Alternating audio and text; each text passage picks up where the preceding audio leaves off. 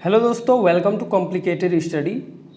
आज हम देखेंगे कौटिल्य के राज संबंधी विचार या फिर कहें तो कौटिल्य के सप्तांग सिद्धांत, जो कि आपके आने वाले बीए फर्स्ट ईयर एग्ज़ाम में अधिकतर बार पूछा जाता है और कई ऐसे एग्ज़ाम हैं जिनमें ये प्रश्न पूछा जाता है, तो इसको हम देखेंगे। लेकिन उससे पहले अगर आप चैनल पर नए हैं तो चैनल को सब्सक्राइब कर लें, और अगर आप पीडीएफ के लिए हमसे जुड़ना चाहते हैं तो लिंक आपको डिस्क्रिप्शन बॉक्स में मिल जाएगा, आप वहाँ से जाके जुड़ सकते हैं। तो चलिए दोस्तों, वीडियो को स्टार्ट करते हैं। देखिए, कौटिल्य के राज संबंधी विचार और जो है सप्तांग सिद्धांत के बारे में जानने से पहले आपको कौटिल्य के बारे में थोड़ी सी जानकारी होनी चाहिए। कौटिल्य, जी हाँ, कौटिल्य जिनको हम चाणक्य के नाम से जानते हैं और जिन्होंने मौर्य साम्राज्य की जो है स्थापना की थी। कौटिल्य को भारतीय राजनीतिक चिंतक कहे तो कम नहीं होगा, ये बहुत महान भारतीय राजनीतिक चिंतक माने जाते हैं और इनकी पुस्तक है अर्थशास्त्र, जिनमें इन्होंने जो है राजनीतिक और अर्थव्यवस्था से संबंधित काफ़ी महत्वपूर्ण जो है विचार इन्होंने प्रकट किया है। हालांकि आप अगर इनकी जो है बात करें विचारों की, जो वेदों से प्रभावित हैं, लेकिन जो अगर आप तात्कालिक जो परिस्थितियां हैं, जो राज्य, देखिए यहाँ पे हम राज्य की बात करेंगे तो आप उसे देश से आप समझिएगा कि देश की मैं बात कर रहा हूँ। हालांकि आप तात्कालिक परिस्थितियों को ध्यान में रखते हुए देखेंगे तो इन्होंने जो विचार प्रकट किए हैं, उनके जो विचारों से कई ऐसे समस्याएं हैं जो आज के दिनों में जिसको सुलझाया जा सकता है। चाणक्य जो थे यानी कि कौटिल्य चंद्रगुप्त मौर्य के महामंत्री थे और एक अनुमान लगाया जाता है कि ये जो है 376 ईसा पूर्व इनका जन्म हुआ और 283 ईसा पूर्व में इनकी मृत्यु हुई। हालांकि कंफर्म नहीं है, अभी भी इनका यह एक अनुमान लगाया जाता है। तो इन्होंने जो है राज्य की अवधारणा दी है। हालांकि कई ऐसे जो राजनीतिक विचारक हुए जिन्होंने अपने अपने अनुसार राज्य की अवधारणा दी है, राज्य की को परिभाषित किया है, जो विचारक हुए सब ने अपने अपने अनुसार से दिया। तो इनका क्या कहना है कि राज्य कोई प्राकृतिक संस्था नहीं है। देखिए, अरस्तु क्या कहते हैं कि राज्य एक प्राकृतिक संस्था है, और चाणक्य यानी कि कौटिल्य कहते हैं कि राज्य कोई प्राकृतिक संस्था नहीं है। यानी कि इनके विचार जो है अरस्तु के बिल्कुल उलट है। इनका मानना है कि राज्य का निर्माण व्यक्तियों ने किया है। सही भी है, राज्य का निर्माण जो है लोग मिलकर करते हैं, काफ़ी सारे समाज के लोग जब मिलते हैं तभी कोई राज्य का निर्माण होता है। हालांकि ये मानते हैं कि राज्य मानव निर्मित है। कौटिल्य ने राज्यों को एक उपयोगी संस्था माना है, और ऐसा उपयोगी संस्था जिसके माध्यम से लोग विभिन्न समस्याओं का समाधान करते हैं। कौटिल्य के अनुसार जो प्राकृतिक अवस्था में हिंसा व अराजकता का वातावरण था, मतलब कब, जब राज्य का निर्माण नहीं हुआ था तब, तो और जब प्राकृतिक अवस्था में हिंसा और अराजकता का वातावरण था और न्याय, शांति, समानता आदि के लिए कोई स्थान नहीं था, मत्स्य न्याय व्यवस्था थी। मत्स्य न्याय व्यवस्था थी का क्या मतलब है कि मतलब जिसकी लाठी उसकी भैंस। यानी कि जैसे मैं आपको समझाऊं, जैसे ये व्यक्ति है, मान लीजिए एक पहला व्यक्ति है और ये दूसरा व्यक्ति है। मान लीजिए ये काफ़ी ज़्यादा धनी और काफ़ी ज़्यादा पावरफुल है पहला व्यक्ति, और दूसरा व्यक्ति जो है थोड़ा गरीब है और पैसे से काफ़ी तंगी है, और कई मामलों में मतलब पहले से समझिए ये गरीब है दूसरा व्यक्ति और ये अमीर है। तो लोग जो हैं किनकी बात सुनेंगे? हमेशा पहले व्यक्ति की बात सुनेंगे। दूसरा व्यक्ति गरीब है तो उनकी बात नहीं सुनेंगे। तो बिल्कुल वैसी ही होती है मत्स्य न्याय व्यवस्था, मतलब जिसकी लाठी उसकी बैठ, जो ज़्यादा ताकतवर है वो राज करेगा। ऐसी व्यवस्था हुआ करती थी कि किसी को भी समानता का अधिकार नहीं था उस समय, और ना ही न्याय मिलता था किसी को, शांति भी नहीं, शांति से जीने को भी नहीं मिलता था, मतलब राज्य के निर्माण होने से पहले। तो लोगों ने क्या किया? लोगों ने इस स्थिति से छुटकारा पाने के लिए मनु को अपना शासक चुना। मतलब कौटिल्य मानते हैं, हालांकि मनु को के बारे में आपको बताऊं, सनातन धर्म में माना जाता है कि जो विश्व की शुरुआत हुई, पृथ्वी की शुरुआत हुई, उसका पहला व्यक्ति मनु है। यानी मनु ने जो है इस पृथ्वी की शुरुआत की और ये पहला व्यक्ति है, और इसी को जो है लोगों ने अपना शासक चुना। हालांकि मनु के बारे में काफ़ी डिटेल में बात करने की ज़रूरत नहीं है, आपको बस इतना जानना चाहिए कि जो राज्य की जो निर्माण हुआ, राज्य का जो स्थापना हुआ, उसमें मनु को लोगों ने अपना शासक चुना था। क्यों? क्योंकि मत्स्य न्याय व्यवस्था से वो छुटकारा पाना चाहते थे। लोगों ने मनु को अपनी फसल का छठवां भाग, यानी कि जितना वो फसल उगाते थे उसका छठवां भाग मनु को दान देते थे, मतलब दान दे देते थे, क्या कहूँगा, मतलब उसको दान देना पड़ता था, वही समझिए। और व्यापार का, यानी फसल का छठवां भाग और व्यापार का 10वां भाग। मान लीजिए अगर कोई व्यक्ति किसान है, फसल उगाता है, तो उसको अपने फसल का छठवां भाग देना पड़ता था। और कोई व्यक्ति जो है व्यापार करता है तो उसको अपने व्यापार से कमाए हुए धन का 10वां भाग देना पड़ता था। और इसके बदले जो है मनु का क्या कर्तव्य था कि वह राजा का मतलब दायित्व निभाता था कि जितने भी बाहरी आक्रमणकारी हैं उनसे लोगों की रक्षा करता था, तथा जो आंतरिक शांति बनाए रखता था, मतलब आपस के लोगों में किसी प्रकार की जो है मारपीट लड़ाई झगड़ा ना हो, तो उसके लिए ये काफ़ी सैनिक व्यवस्था करता था लोगों से इस प्रकार के कर वसूल कर, यानी कि एक तरह से इसे कर ही समझिए, क्योंकि लोगों को ये देना पड़ता था, दान नहीं कह सकते, कर समझिए। और इस प्रकार जो है राज्य का उदय हुआ, ऐसा मानना था कौटिल्य का। अब हम देखेंगे कौटिल्य के साप्तांग सिद्धांत, जो कि काफ़ी महत्वपूर्ण है। कौटिल्य के अनुसार राज्य का जो निर्माण है वो 7 अंगों से मिलकर हुआ है।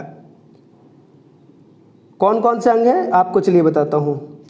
देखिए, ये जो अंग है एक दूसरे से अलग होकर भी एक दूसरे से पूरक है, यानी कि जो 7 अंगों से मिलकर राज्य का निर्माण हुआ है, ये सातों जो अंग है एक दूसरे से काफ़ी अलग है लेकिन एक दूसरे से के पूरक है। मतलब कि एक अगर नहीं होगा तो दूसरा का कोई महत्व नहीं रहेगा, एक दूसरे का पूरक का ये मतलब हुआ। मतलब सातों एक दूसरे से अलग है लेकिन एक दूसरे के लिए सातों का होना आवश्यक है। इसलिए इन्होंने कहा कि एक की भी अनुपस्थिति में राज्य का निर्माण असंभव है। कौटिल्य ने राज्य की तुलना जो है 7 घोड़े से की है, मतलब ऐसे रथ से की है जिसमें 7 घोड़े लगे होते हैं। आपने देखा होगा जो इंद्र भगवान का रथ होता है, या फिर कई ऐसे रथ देखे होंगे टीवी पे कहीं भी, या फिर फोटो में आपने देखा होगा कि जो भगवान है या कोई राजा है ऐसे 7 जो है घोड़ों वाला रथ पे लेके चलता है। तो वो जो 7 घोड़े होते हैं वो रथ के लिए आवश्यक होते हैं और एक दूसरे के पूरक होते हैं। अगर कोई भी अगर घोड़ा ना रहे तो वो रथ ठीक से चल नहीं पाएगा। ठीक उसी प्रकार ये यहाँ कहते हैं कि जो 7 अंग है एक दूसरे के पूरक हैं। ठीक है, जो 7 अंग है एक दूसरे के पूरक है। चलिए, पहला जो इन्होंने बताया है, जो सप्तांग सिद्धांत में इन्होंने जो है पहला अंग बताया है वो है स्वामी, यानी कि राजा। राजा का होना राज्य के लिए काफ़ी आवश्यक है। क्यों आवश्यक है, चलिए हम देखते हैं। कौटिल्य ने राजतंत्र में राजा या स्वामी को प्रमुखता दी है, यानी कि जब भी राजतंत्र हो वहाँ पे राजा या स्वामी होना आवश्यक है। वह एक ऐसे प्रभु सत्ताधारी हैं जो किसी के प्रति उत्तरदायी नहीं है, वह अपने गुणों के आधार पर राज्य का संचालन करता है। यानी कि जो भी राजा होगा, जो भी स्वामी होगा किसी राज्य देश का, वो अपने गुणों के आधार पर राज्य का संचालन करेगा। मतलब कि अपने ताकत के अनुसार, अपनी बुद्धि के अनुसार वो जो है राज्य का संचालन करेगा, और वह किसी के प्रति जो है जवाबदेही उनकी नहीं बनेगी, वो खुद में जो है प्रभु सत्ताधारी होगा। चलिए, राजा का जो भी व्यक्ति मतलब राजा बनेंगे उसमें कुछ गुण होने चाहिए जो कौटिल्य ने तय किए हैं। तो वो क्या गुण होने चाहिए? वो गुण ये होने चाहिए कि राजा जो है उच्च कुलीन होना चाहिए। उच्च कुलीन से इनका मतलब ये है कि राजा का जो जन्म हुआ है किसी उच्च जाति में वह होना चाहिए। देव गुण संपन्न होना चाहिए, मतलब भगवान से जो गुण, भगवान में जो गुण होते हैं उनसे मिलता जुलता इनका गुण होना चाहिए। धर्मात्मा होना चाहिए, किसी भी प्रकार का दुराचारी नहीं होना चाहिए, धर्म के कार्यों में ये लिप्त होना चाहिए। बुद्धिमान होना चाहिए, सत्यभाषी, सत्य बोलने वाला होना चाहिए, दानी होना चाहिए, विनयशील होना चाहिए और अनुशासनशील होना चाहिए। ऐसा राजा नहीं है कि जिसको पूरा राजपाट दे दिया जाए और वो शराब ये वो में उड़ा दे। मतलब उसमें जो है अनुशासन होना चाहिए, अनुशासनशील होना चाहिए राजा, या फिर कहें तो स्वामी। और संयमी होना चाहिए, किसी भी चीज़ को लेकर काफ़ी हड़बड़ाए नहीं और कोई भी चीज़ करने से पहले थोड़ा संयम बरते, थोड़ा सोचे समझे और तभी किसी चीज़ के बारे में वो फैसला ले। ऐसा इन्होंने क्यों कहा? क्योंकि इन्हीं गुणों से जो है लोग आकर्षित होते हैं और इन्हीं गुणों के द्वारा राजा अपनी प्रजा और अन्य राज्यों के निर्माण पर नियंत्रण कर सकता है। और इसके बाद इन्होंने कहा राजा जो है तर्कशील, विवेकशील और यथार्थवादी होने चाहिए। राजा शौर्य, निपुणता और तत्परता के गुण से युक्त होने चाहिए। और उसके बाद इन्होंने कहा कि जो एक आदर्श शासक, जो इन्होंने इस प्रकार जो है एक आदर्श शासक का विवरण किया है, जो सर्वगुण संपन्न होना चाहिए, राज को संरक्षण और विकास के कार्य करने चाहिए और उसे गरीबी, लालच और असंतोष उत्पन्न होने से रोकना चाहिए। मतलब कि जो राजा है वो अपने राज्य के लिए विकास के कार्य वो करे और अपने राज्य में गरीबी, लालच और असंतोष जो है, लोगों में जो असंतोष है उसको उत्पन्न होने से रोकना चाहिए। तो इस प्रकार जो है कौटिल्य ने एक आदर्श शासक की जो है विवरण दी है। चलिए दूसरा जो अंग है राज्य के प्रमुख अंग, वो है आमत्य। आमत्य का मतलब जो है प्राचीन काल में मंत्री से माना जाता है। आमत्य मतलब मंत्री।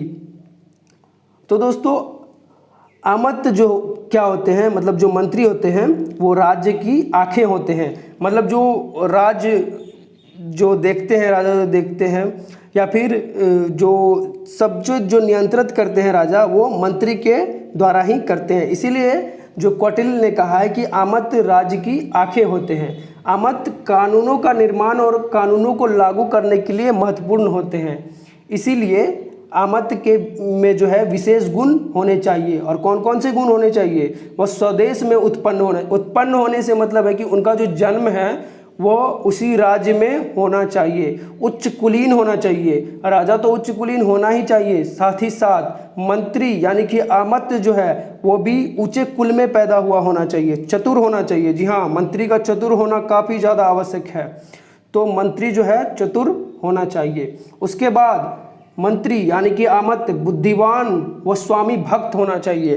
देखिए बुद्धिमान तो होना चाहिए, अब यहाँ पे स्वामी भक्त क्यों कहा गया आपको ये समझना चाहिए। देखिए पुराने ज़माने में हुआ क्या करता था, कई ऐसे जो मंत्री हुआ करते थे जो राजा के कहीं बाहर जाने पर या फिर राजा को थोड़ी सी कुछ हो जाने पर वो खुद ही जो है मतलब राज्य पे अपना अधिकार जमा बैठते थे और खुद ही राजा बन जाया करते थे। इसीलिए इन्होंने कहा कि स्वामी भक्त होना चाहिए। ऐसा नहीं कि कुछ थोड़ा सा कुछ होने पर वो खुद ही राजा बन बैठे। आमत्य में मित्रता के गुण होने चाहिए। मतलब जो मंत्री हैं उनमें जो है मित्रता के गुण होने चाहिए। मतलब कि राजा और आमत्य यानी कि मंत्री के बीच मित्रता होनी चाहिए, काफ़ी अच्छी वाली। और उसके बाद कौटिल्य के अनुसार मंत्री जो है उन्हीं को नियुक्त करना चाहिए जिनमें से इनमें कम से कम 3-4 गुण हो। मतलब जितने भी इन्होंने गुण बताया है उनमें से कम 3 या 4 गुण होने चाहिए, उन्हीं को मंत्री नियुक्त करना चाहिए। आमत्य जो है यानी कि मंत्री जो है जितने भी बातें होती है राजभवन में किसी भी चीज़ से संबंधित, उसको राजभवन तक ही सीमित रखना चाहिए। ऐसा नहीं है कि वो बाहर जाकर या फिर किसी और राज्य के अधिकारियों या और राज्य के गुप्तचरों से शेयर करे यानी कि उनको बताए, ऐसा नहीं होना चाहिए। चलिए तीसरा देखेंगे जनपद। जनपद से मतलब ये है डिस्ट्रिक्ट, समझते हैं आप लोग डिस्ट्रिक्ट। तो जनपद का मतलब होता है डिस्ट्रिक्ट, मतलब कोई भी जो एक क्षेत्र होता है जिसमें कोई विशेष अधिकारी उस मतलब एरिया का जो है मालिक होता है। एक तरह से कहे तो उस एरिया का जो है कानून व्यवस्था या फिर कह ले और भी कई विकास के कार्य का जो संचालन करता है, तो वो जैसे डीएम हुआ तो वो डिस्ट्रिक्ट मजिस्ट्रेट। तो उसी तरह ये हम बोलेंगे जनपद का मतलब यहाँ पे डिस्ट्रिक्ट से है। तो कौटिल्य के अनुसार जो है राज्य का दूसरा अंग जनपद है, जिसमें जनसंख्या और भूमि को सम्मिलित किया जाता है। उसके अनुसार आदर्श जनपद में निम्नलिखित गुण होने चाहिए। तो जनपद के भी कुछ आदर्श गुण जो है आदर्श जनपद के निम्नलिखित गुण होते हैं, जिसमें इन्होंने बताया है निवास स्थान के लिए पर्याप्त भूमि होनी चाहिए। जनपद मतलब ऐसा होना चाहिए जो बड़ा होना चाहिए जिसमें रहने के लिए काफ़ी पर्याप्त भूमि हो, जमीन हो जिसमें लोग घर बना के रह सके और उचित व्यवसाय प्रदान कर सके। मतलब जनपद ऐसा हो जो लोगों को व्यवसाय प्रदान कर सके जिससे लोग अपनी रोजी रोटी चला सके। पड़ोसी राज्यों की निगरानी की जा सके। जी हाँ, पुराने ज़माने में ये काफ़ी प्रचलित था कि जो लोग हैं अपने पड़ोसी, पुराने ज़माने की हम क्या बात करें, अभी भी अगर आप देखेंगे तो कई ऐसे देश हैं अपने देश को छोड़कर हमेशा पड़ोसियों पे ही लगे रहते हैं कि हमारा पड़ोसी क्या कर रहा है क्या नहीं कर रहा है, और अपने देश को जो है आगे ले जाने के बजाय पड़ोसी के ऊपर ही हावी हुआ रहते हैं, टेररिस्ट भेजते हैं। जी हाँ, मैं पाकिस्तान की बात कर रहा हूँ। आप देखेंगे एक ना एक जो टेररिस्ट वो कश्मीर में भेज देते हैं, कुछ भी करते हैं, हालांकि वो अपने ही भुखमरी से अपने देश में मर रहे हैं, जूझ रहे हैं, लेकिन अपने देश में ध्यान देने के बजाय वो पड़ोसी राज्यों पे ध्यान दिए हुए हैं।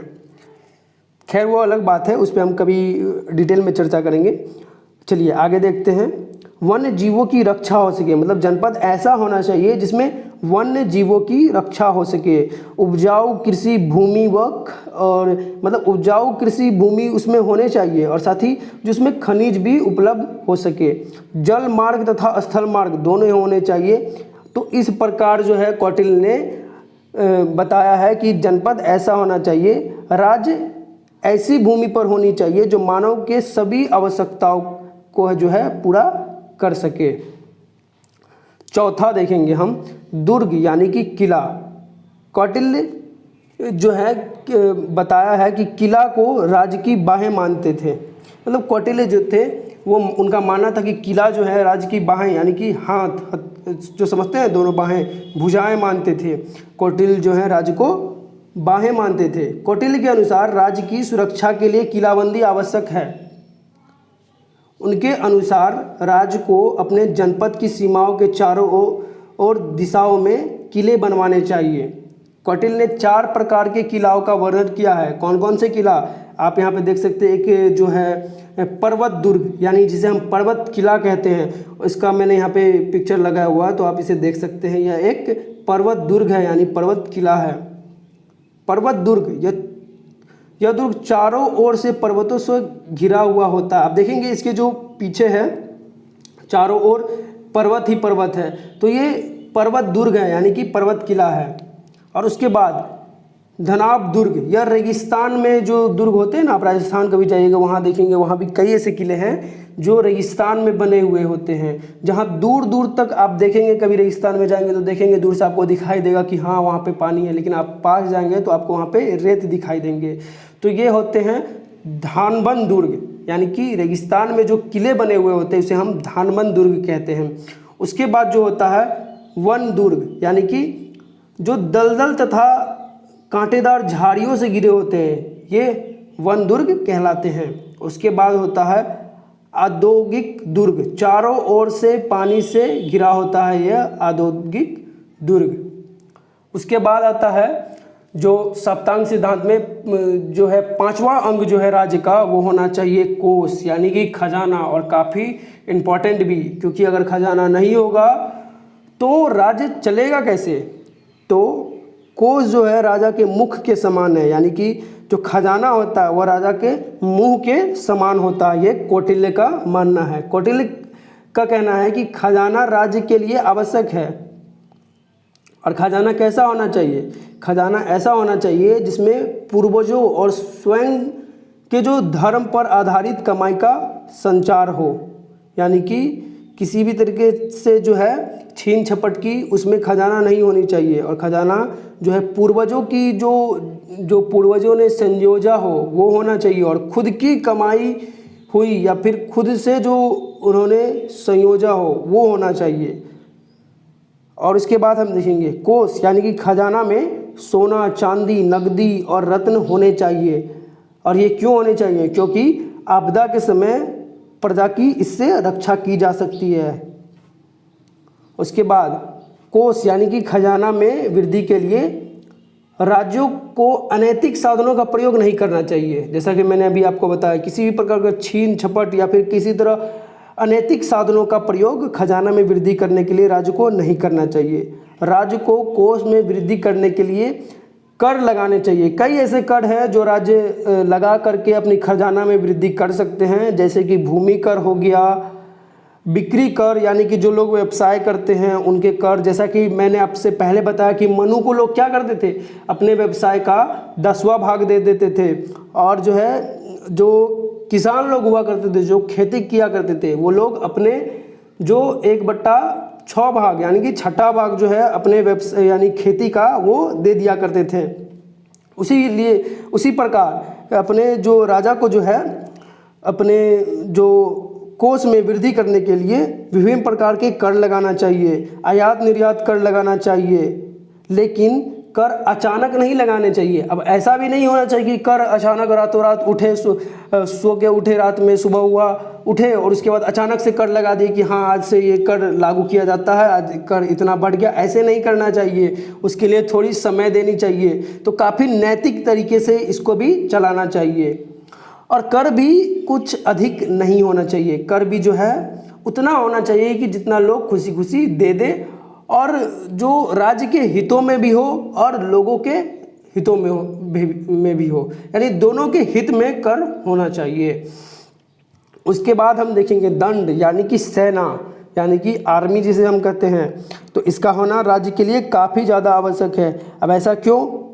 क्योंकि देखिए मान लीजिए अगर आर्मी राज्य में कोई सेना ही नहीं रहेगी तो कोई भी विदेशी आक्रमणकारी या कोई भी दूसरा राज्य आपकी राज्य में घुस जाएंगे, आपके राज्य में लूटपाट मचाएंगे और अपना स्वामित्व जो है आपके राज्य में स्थापित कर लेंगे। तो इसलिए राज्य में जो है सेना का होना काफ़ी आवश्यक है। और सिर्फ बाहरी आक्रमणकारियों से बचाने के लिए नहीं, जो सेना होना चाहिए वो काफ़ी तरह के जो विवाद हैं लोगों के बीच में भी हो जाते हैं, दंगे हो जाते हैं, कुछ भी हो जाते हैं, तो आंतरिक जो शांति बनाए रखने के लिए, राज्य की जो है आंतरिक शांति व्यवस्था बनाए रखने के लिए सेना जो है आवश्यक है। इसीलिए कौटिल्य का मानना है कि सेना राज्य की मस्तक होती है।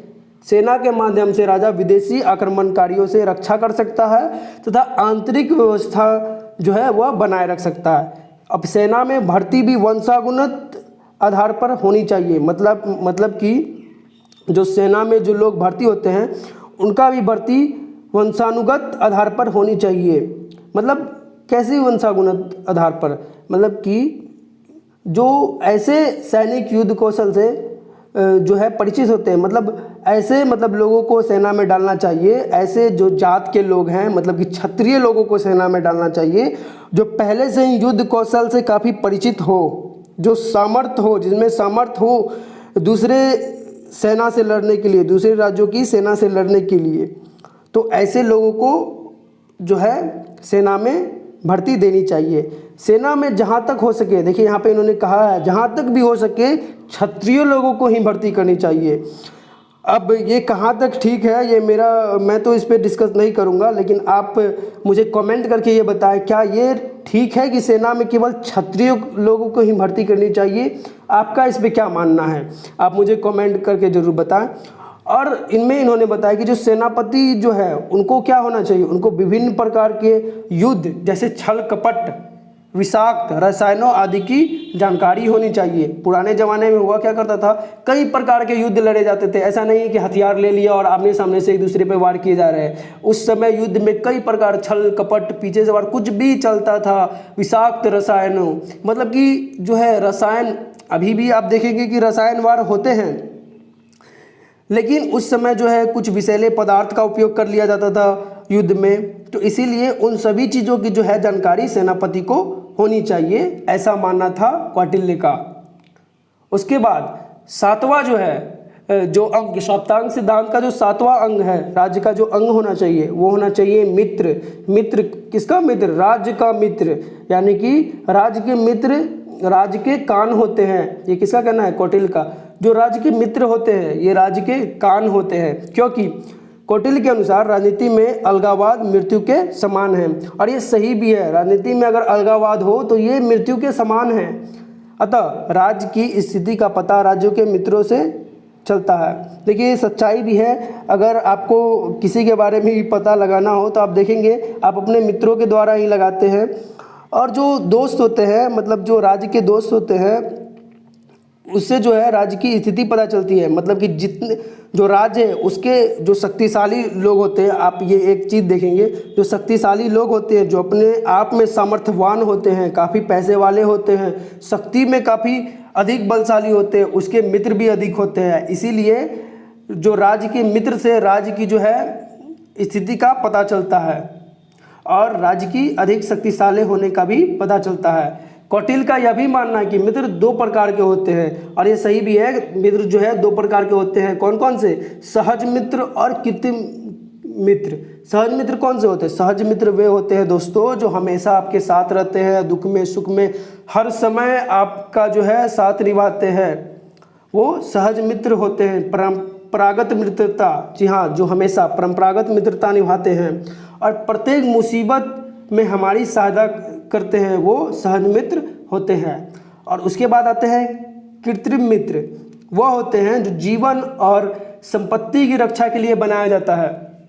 जैसे आपको एक बहुत अच्छा उदाहरण देता हूँ, जैसे रूस, जैसे हमारा रूस जो है परंपरागत मित्र है, हमेशा सुख में दुख में हमारा साथ देता है। और वहीं पाकिस्तान और चाइना की मित्रता देखें तो जो पाकिस्तान ने चाइना से मित्रता की है क्योंकि वह जीवन और अपनी संपत्ति की रक्षा कर सके, क्योंकि पाकिस्तान को हमेशा डर लगा रहता है कहीं हम पे भारत आक्रमण ना कर दे, और पाकिस्तान एक कमज़ोर है और जानता है कि हम भारत से अकेले लड़ नहीं पाएंगे, इसीलिए वह चीन के साथ अपनी दोस्ती बढ़ाता रहता है ताकि वो अपनी जीवन और अपनी संपत्ति की रक्षा कर सके। हालांकि आप रूस को देखेंगे जो भारत के साथ मित्रता रखता है, वह एक परंपरागत मित्र है और कई बार वीटो लगा के यूएन में भी भारत का सहयोग किया है। तो यह रूस जो है परंपरागत मित्र है। तो चलिए, ये था सप्तांग सिद्धांत। अब हम निष्कर्ष की बात करते हैं। देखिए, जितने भी विवरण आपने ऊपर पढ़े हैं, जितने भी मैंने अभी आपको पढ़ाया बताया, उसमें कौटिल्य ने राज्य के 7 अंग बताए थे, आपने पढ़े, और जिसके बगैर जो है राज्य की कल्पना नहीं की जा सकती, ऐसा कौटिल्य का मानना था। लेकिन कई ऐसे विचारक हुए जिनका जो मानना था और जिनका जो विचार है कौटिल्य से काफ़ी अलग है। क्यों? क्योंकि कौटिल्य जो जहाँ मित्र की बात करते हैं, आपने देखा होगा कि अंत में कौटिल्य मित्र की बात करते हैं और इसे राज्य के अंग के साथ जोड़ देते हैं। तो यहीं पे ये विचारक कहते हैं कि मित्र कैसे राज्य का अंग हो सकता है, क्योंकि मित्र तो राज्य के में नहीं रहता है, मित्र राज्य से बिल्कुल अलग है, इसलिए मित्र जो है राज्य का अंग नहीं बन सकते हैं। इसके अलावा वर्तमान समय में किले का कोई महत्व नहीं है। जी हाँ, अभी तो खैर आप देखेंगे कि बॉर्डर में बंकर बनाए जाते हैं, लेकिन आप किले की बात करें तो हमारे देश में कई ऐसे किले हैं जिसका अब कोई मतलब रह नहीं जाता, वहाँ पे केवल लोग घूमने अब जाते हैं। तो ये भी है, लेकिन फिर भी जो है तत्कालिक परिस्थितियों में कई ऐसे कौटिल्य के विचार हैं जो काफ़ी महत्वपूर्ण हैं और जिसका उदाहरण हमारे इतिहास के कई राजाओं में देखा जा सकता है। तो दोस्तों, कैसी लगी आपको ये वीडियो, मुझे कमेंट करके ज़रूर बताइएगा। और क्या ये तरीका आपको आज पढ़ने में अच्छा लगा और क्या मैं इस तरीके की वीडियो और बनाऊं, मुझे कमेंट करके ज़रूर बताइए। और कौन से टॉपिक पे भी चाहिए आप मुझे ज़रूर कमेंट करें और मैं क्या सुधार कर सकता हूँ, जो आपको अच्छा लगा बुरा लगा सब चीज़ कमेंट में ज़रूर बताइए। चलिए, मिलते हैं अगले वीडियो में, तब तक के लिए बहुत बहुत धन्यवाद।